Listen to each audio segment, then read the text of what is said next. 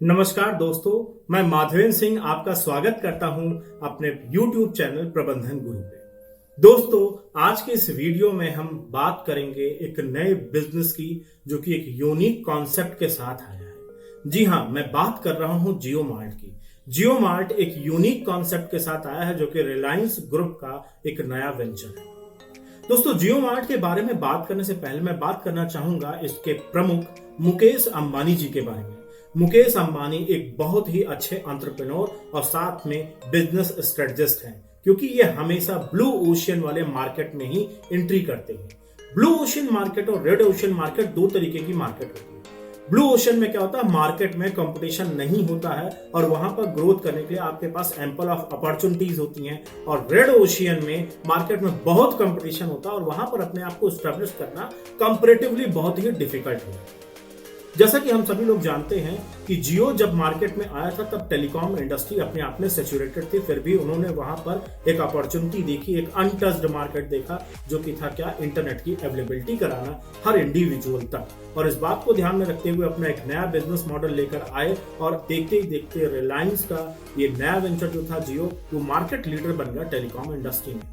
ठीक उसी तरीके से जियो मार्ट भी रिटेल सेक्टर में ऑनलाइन ग्रोसरी एप्लीकेशन के सेक्टर में एंट्री कर रहा है और जो इसके साथ के कंपटीटर हैं, अमेजॉन पेंट्री है, ग्रोफर्स है, बिग बास्केट है, फ्लिपकार्ट है, इन सबको एक बहुत बड़ी चुनौती मिल रही है जियो से। ये लोग डर रहे हैं क्या जियो मार्ट भी उसी तरीके का सक्सेसफुल वेंचर होगा जैसा कि जियो ने टेलीकॉम इंडस्ट्री में किया था।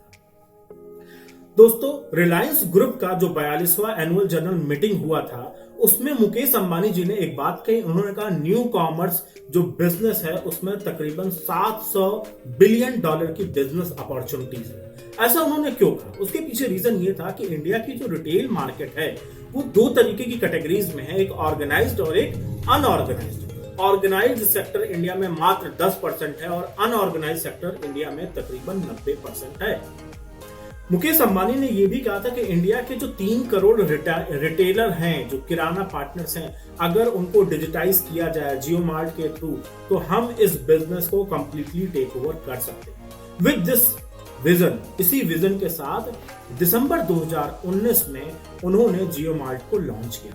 जियो मार्ट बेसिकली एक ज्वाइंट वेंचर है रिलायंस रिटेल का और जियो प्लेटफॉर्म। बाद में फिर अप्रैल 2020 में इन्होंने नवी मुंबई, कल्याण और थाने में एक अपना पायलट टेस्ट किया, यानी कि ट्रायल और एरर के फंडे पर इन्होंने काम किया और तकरीबन वहां के 5 से 6 हजार किराना स्टोर्स के जो प्लेयर्स थे उनके साथ टाई अप किया और अपने बिजनेस को एक्सपेंड किया वहां पर। और वहां पर जब उनको रिस्पांस अच्छा मिला तो मई 2020 में इन्होंने इंडिया के तकरीबन 200 सिटीज और टाउन्स में अपने बिजनेस को एक्सपेंड किया। एक्सपेंड करने के कुछ ही दिनों में जो जियो एप्लीकेशन है इनका, जियो मार्ट का, वो तकरीबन 1 मिलियन से ज्यादा का डाउनलोड इसको मिला। इससे ये पता चल रहा है कि कंज्यूमर्स कितने ज्यादा इसमें इंटरेस्ट ले रहे हैं।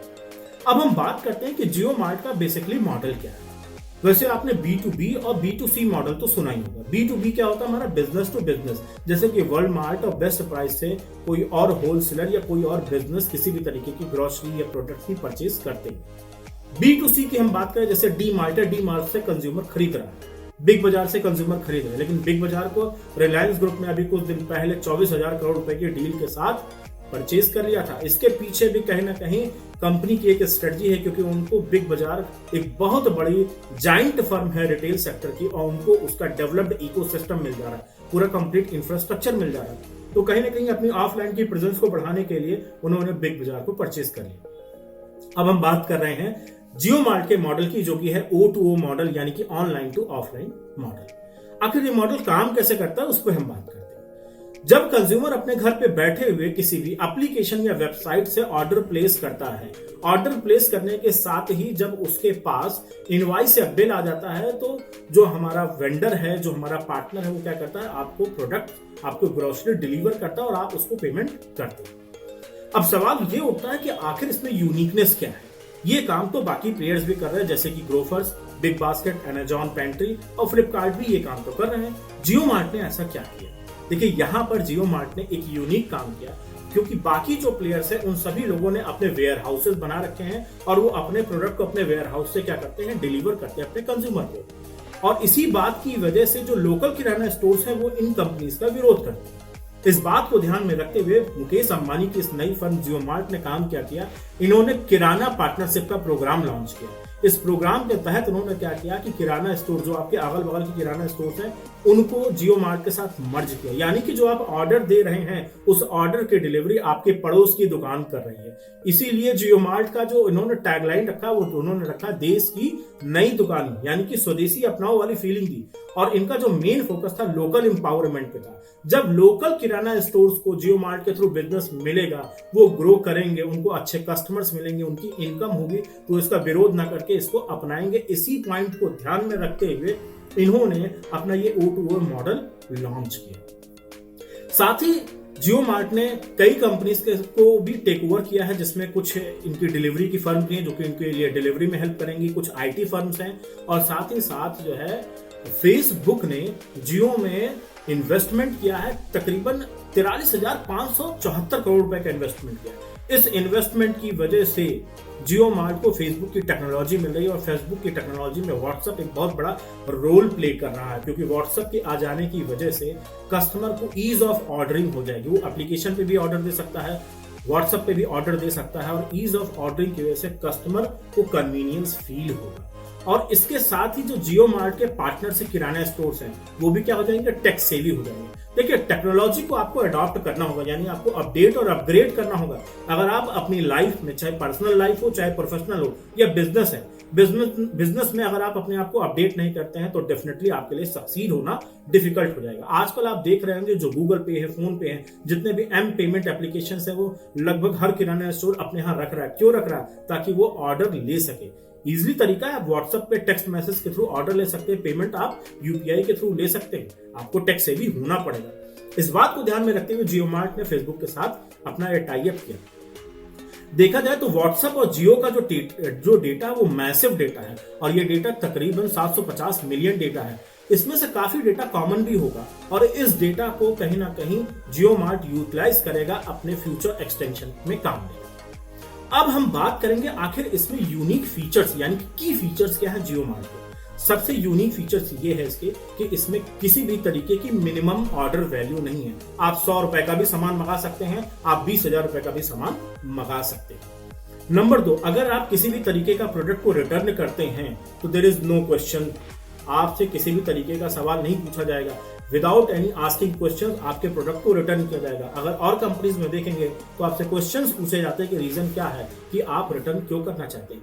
ईज ऑफ पेमेंट बहुत ही यूनिक पॉइंट है। अब यहां पर यह देखा जाता है कि COD का ऑप्शन हर कंपनी दे रही है, इसमें कोई नई बात नहीं। क्रेडिट कार्ड भी दे रही कंपनी, डेबिट कार्ड का भी ऑप्शन दे रही है, लेकिन 90% कंपनीज अपने वेंडर, अपने डिलीवरी बॉय के साथ स्वाइप मशीन नहीं भेजती।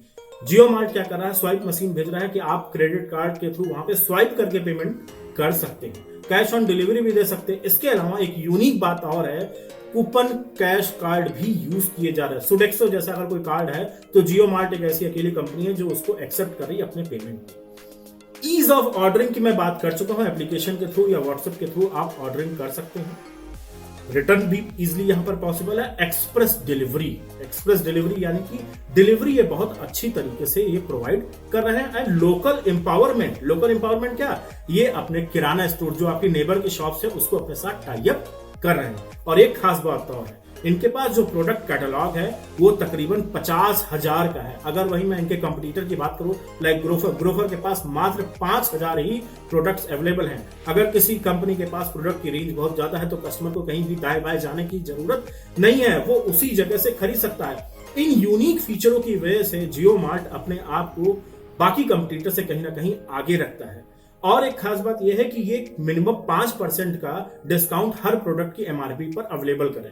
ग्रोफर्स वगैरह क्या करते हैं, कैशबैक देते हैं, लेकिन जियो मार्ट ने क्या किया है कि वो MRP पे 5% का मिनिमम डिस्काउंट दे रहे हैं और क्वालिटी प्रोडक्ट की एश्योरेंस देते हैं। इसी के साथ ही जियो मार्ट अपने आप को धीरे धीरे एस्टैब्लिश कर रहा है। और एक खास बात यह है कि अगर जिस एरिया में आप हैं वहां पर अगर आपका कोई भी नियर बाई किराना स्टोर नहीं है तो जियो मार्ट अपने रिलायंस के जो उसके वेयर हाउस हैं, चाहे मैं रिलायंस रिटेल की बात करूं, रिलायंस स्मार्ट की बात करूं, वहां से प्रोडक्ट को अवेलेबल करके आप तक डिलीवरी कर रहे हैं। दोस्तों, अब इस वीडियो से समझने की बात यह है कि आखिर मुकेश अंबानी किस तरीके के बिजनेसमैन है, ये हमें सोचने की जरूरत है, क्योंकि वो भी एक इंडियन है और इंडियन, वो भी गुजराती इंडियन, जो कि बहुत ही माइंड के तेज होते हैं। आपको ये देखना होगा कि उन्होंने ब्लू ओशन स्ट्रेटजी को किस तरीके से आइडेंटिफाई किया हर बिजनेस में, जो कि कहीं ना कहीं सैचुरेटेड है। यानी कि अगर आपके पास बहुत ही डिफिकल्टीज हैं लाइफ में, तब भी कहीं ना कहीं अपॉर्चुनिटीज हैं, आपको उन अपॉर्चुनिटीज को एक्सप्लोर करना होगा। अगर ये वीडियो आपको अच्छी लग रही है तो आपको ये देखना होगा कि आपकी लाइफ में ऐसे कौन से हर्डल्स हैं जिनको आपको ओवरकम करना है, और ओवरकम करने के लिए आपको कुछ ना कुछ स्ट्रेटजीज अडॉप्ट करनी होंगी। तो काइंडली शेयर योर हर्डल्स। अगर आपकी कुछ हर्डल्स है तो आप कमेंट बॉक्स में शेयर करें, ताकि मैं उसको सॉल्व आउट करने की कोशिश करूं। दोस्तों, अगर वीडियो अच्छी लगी हो तो प्लीज लाइक करें, शेयर करें और सब्सक्राइब करना ना भूलें। Thank you.